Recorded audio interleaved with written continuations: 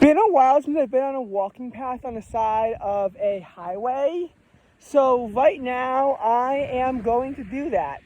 This trail is actually 5 miles long to Jones Beach. I think it was even further than Jones Beach. Nonetheless, I don't have time to walk 5 miles because that would be 4 hours round trip. And I don't have time for that. What I am going to do is just walk by the side of the road again on this path. I think 4 years ago, I did a similar thing for the Cross Island Parkway around the, I think Little Neck Bay or something like that. This is going to be like the inlet that separates Long Island from Jones Beach and that whole thing.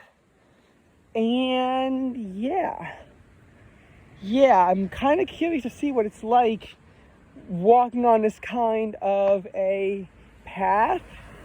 And I guess as we do it, I'm just going to, just discuss certain things. Like the World Cup and my grievances with soccer in general. There's 3 things I like watching in sports. I like points being scored. I like offense. I like there being tension between the players, and I like there being a statistical aspect, as in like there has to be some kind of strategy. Soccer has genuinely none of that. The players, I mean, maybe in some of the more heated rivalries they care, but like the players go out there so emotionless, like so emotionless. Points, it's like, look, hockey isn't great for points, and I'm kind of becoming a bit of a hockey fan, but I feel like hockey can be good for points if you have the right kind of game. Like the Stanley Cup Finals. It started off, I think, 4-3, 5-4, 5-4, 5-3, and then 4-2. I didn't like the fact that it ended 3-0. I also didn't like the fact that the Hurricanes won because they wanted the Golden Knights to win. But there's at least some sense of, points are being scored here. And I do need to shave. There's at least some sense of points are being scored in a game like that. Soccer, Ivory Coast game ended 1-0, and Spain-Cape Verde was 0-0. Not a single goal was scored. I had the same amount of goals as the entire Spain and Cape Verde teams combined. Defense is occasionally good. Like, I like those highlight level real plays where they have to make some kind of insane play to save the game. That being said, we didn't even see that. We saw Spain missing their shots all wide, and while the result was shocking, the game itself was dreadful. Also, look, 4 miles to Ocean Parkway, which isn't even quite where the beach is. And this trail, I've walked a quarter mile so far. 4.75 miles to go if I was going to the beach. But I'm not going to be able to do that, unfortunately, because I would not get back home until 8 o'clock if I did that, and I need dinner. So we look at baseball, and baseball actually kind of has all 3 aspects in a way, although I think there needs to be more attention, especially in a team like the Mets, who are so emotionalist. Part of why they're so bad, I think that they're genuinely, like, last 162 games are like something like 70-92.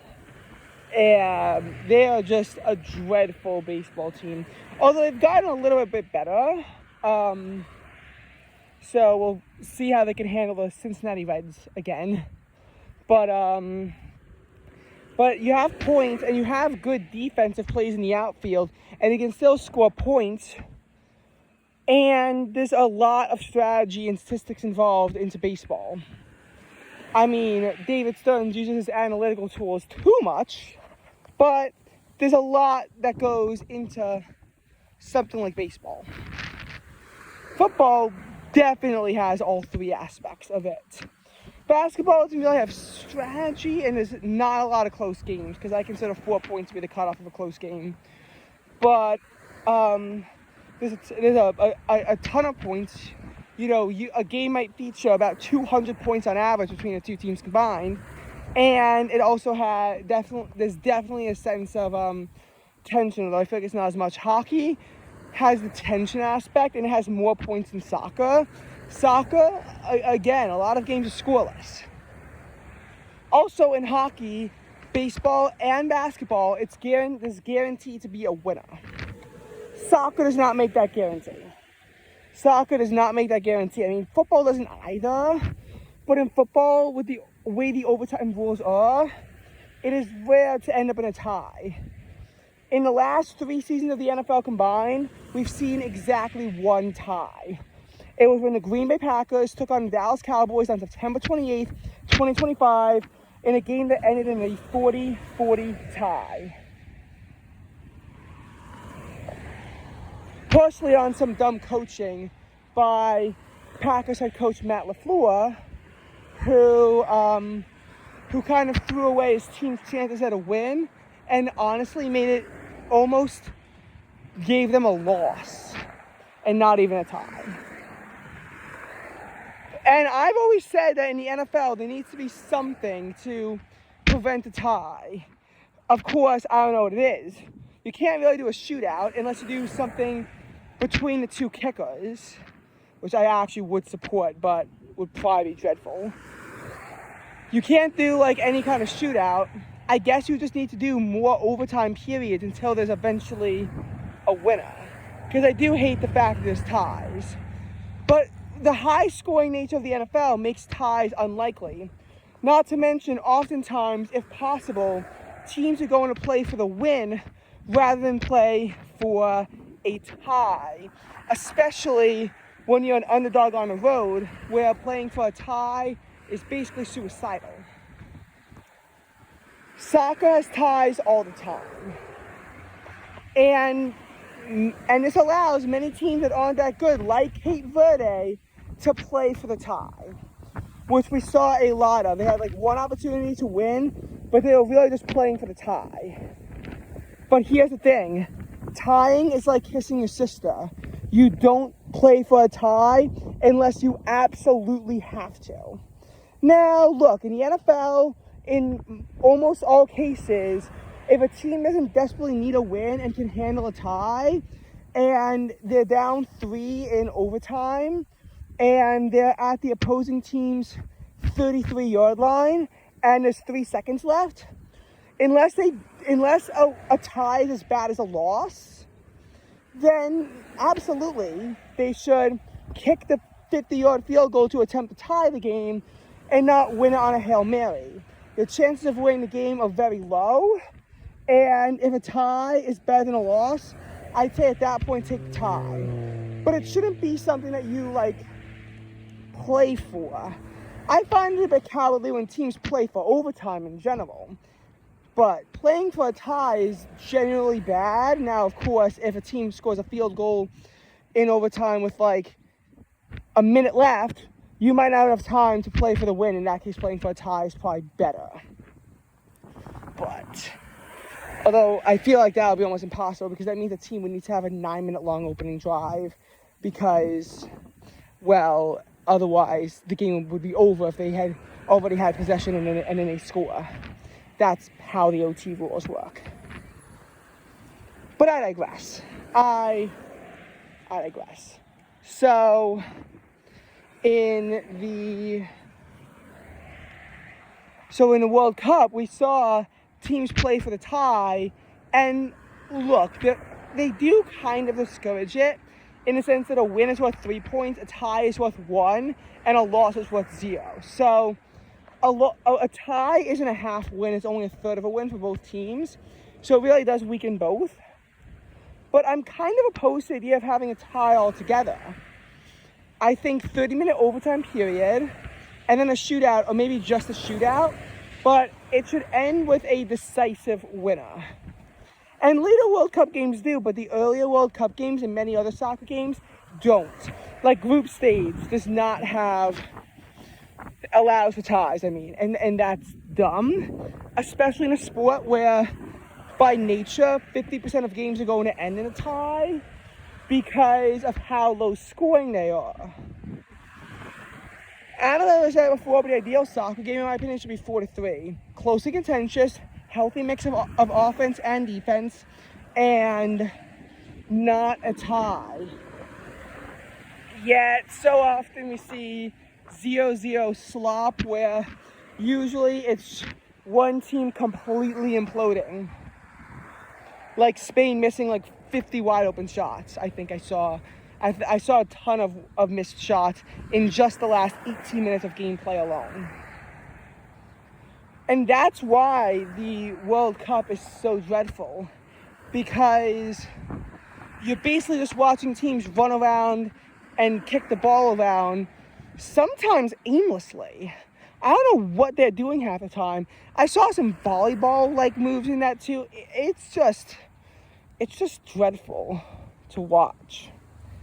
I mean, look, soccer and hockey I think are very similar, but hockey at least is better. Anyway, on to more different topics. It's finally not miserable outside. It's finally not miserable. This June so far has been a bit of a hot one. And by a bit, I mean a lot of a hot one. Now, I don't know how many degrees above average it was, because I didn't check that. But it's got to be at least like 3 degrees above average. This June is very 2024-esque, reminding me of the weather. I think the only difference is that we have seen cooler mornings. The coolest temperature in June so far for 2024 was 59 degrees. It got below 60 once all month in Central Park. Long Island, the lowest temperature all June was 60 degrees. That was record-breaking for, the coolest low temperature. And this was after, earlier in the year, we saw, well, I actually don't think we saw that, but blah. Regardless, 2024's June wound up, definitely being very hot. Now this year, the coolest temperature we saw in June was 52 degrees, which is more in line. However, we still have yet to see a day in June with a high south of 70. Now granted, last year's, 2024's June, the coolest high temperature in June wound up being clocked at I think 73 degrees. But honestly, I think the coolest high this year's June is probably like 75. That's a new record if it holds, although cooler temperatures might take hold within the next week to prevent that from happening. And the last time that we saw a high temperature, a low temperature below 60, I think was June 2nd. Compared to 2024, which was June 11th, 2023, which was June 10th, or 2025, which was June 15th. So we've seen so many days in a row with lows in the 60s, which is a bit of a contrast from what we saw throughout wide swaths of May, where it got cold at night even though it got hot during the day. And there's been many periods where we saw multiple days with highs in the 90s, and then it would be upper 80s shortly before or after that. But it seems that the pattern is finally flipping. June has also been quite dry, although we did see about 1/3 of an inch of rain across the island early this morning. Now, there was some rain on June 6th. However, that was in the isolated severe storms category. So, we saw 1/4 inch in the city, but only about like 1/10 of an inch further east. June 11th was kind of similar in that regards, a dying storm. June 12th was the most frustrating. There was almost 1 inch of rain in the city, and still about 1/2 inch in Queens. However, on Long Island, the storms both weakened and moved further south. The cluster of storms moving over Hempstead in that area. there was almost no rain on parts of the island, which was desperately needed, while about an inch of rain fell in parts of the city. The rain on this morning was definitely a bit of a relief from the drought. However, reminder, it's about 2 days worth of rain and that's it. So eastern parts of the island and central parts of the island are still well below average. I think the city is in a decent spot with them having received at this point about 1.8 inches of rain for the month of June, which is not that far from average. This month actually in a way reminds me of July of 2022 in that sense of the rain, and also the fact that every single day is warm in the afternoon. July 2022, if you don't remember, Central Park had 4.55 inches of rain, which was a lot, almost the monthly average. However, just an inch of rain was clocked at Kennedy Airport and half an inch at Newark, making it one of the driest Julys at those sites. The reason why? Isolated severe storms that hit the city and didn't hit anywhere else. So, there was a storm on July 18th where 1.85 inches of rain fell in the city, and there were parts of the island that got 1/10 of an inch of rain. And the city was even the hardest hit. Parts of Westchester got almost 5 inches of rain. Oh wow, I'm now 1 mile away from Merrick Road, which is the first true exit on this highway. I'm a mile south of that. Still a long way to go to get to anywhere, but at least I'm sort of, kind of pushing a bit further south.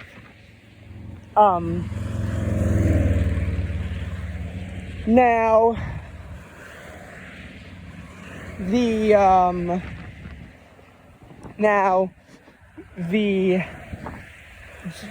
the thing that makes it similar is that, like, a lot of times the island is missing a lot of the rain that's hitting the city. That's kind of why I compared it to that, because although I think they might have more consistent rain chances coming up, then again, those tend to never verify the way I want them to. But then again, it's hard to get, consistently good precipitation in June. The other thing is that when we had all that stuff going on in July 2022, was at a time where the city needed the rain pretty badly, even though June 2022 wasn't actually that dry. And May 2022 and April 2022 had above average precipitation. So it was actually a decent spot. However, I guess it was more so because of how bad August was that then put the region in a severe drought that took months to chip away at. 4 miles from Jones Beach. I've officially made it 1 mile on this path, which actually makes sense because it's supposed to be where I'm getting to, which is probably about another quarter mile in about 8 minutes. Regardless, so now Central Park has been below average for the past 12 months of precipitation. I'm not even making it up. We're at near record low levels. I think July or October in some parts of the metro might have clocked in above average, but it has been dry. Even though there's been storms, there's also been huge dry stretches. May, for example, was on pace to be one of the driest on record until we got about 2 inches of rain on Memorial Day weekend. That wasn't enough.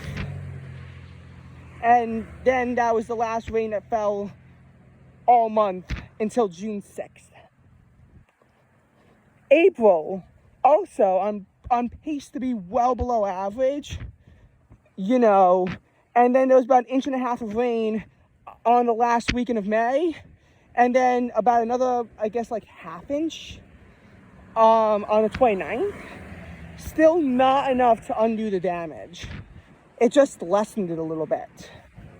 March started off with a bang with 1.5 inches of rain falling, in that first week, if not more. And then the month dried up a little bit, although there were some thunderstorms later on in the month, but not enough to push March into the above average category. It was also a pretty dry ending because I don't think there was any real rain in March after the 22nd. February, again, cold and dry for the first part. And yes, I get those 20 inches of snow in late February, but it only amounted to just under 2 inches of liquid, and there was not a lot of precipitation before, earlier in the month. I mean, it was actually a wet week because the Friday before, when it was 50 degrees, there was actually some degree of rain coming down. But there wasn't a lot of rain coming down in February, and it really was barely any snow until that happened. January was kind of similar. There was about 2 inches of liquid in the storm that dumped about a foot of snow at the end. However, there really wasn't that much rain before, probably only about like an inch or two, so still finishing below average. December had a healthy mix of rain and snow, but still finished about an inch below average in the precipitation department. It was pretty consistent through the month when it precipitated.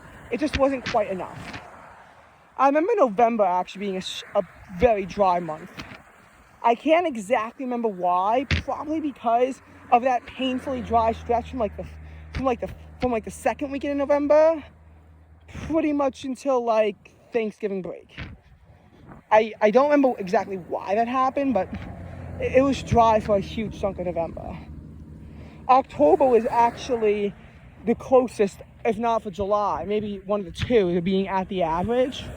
And maybe again parts of the metro area were, because 2 inches of rain came down in a flash flood on October 30th. It's just that it was so dry in all of October leading up to it, which actually wasn't even true. There was actually an inch and a half of rain in a nor'easter mid-October, but besides that, there was basically nothing throughout the entirety of October, like genuinely near nothing.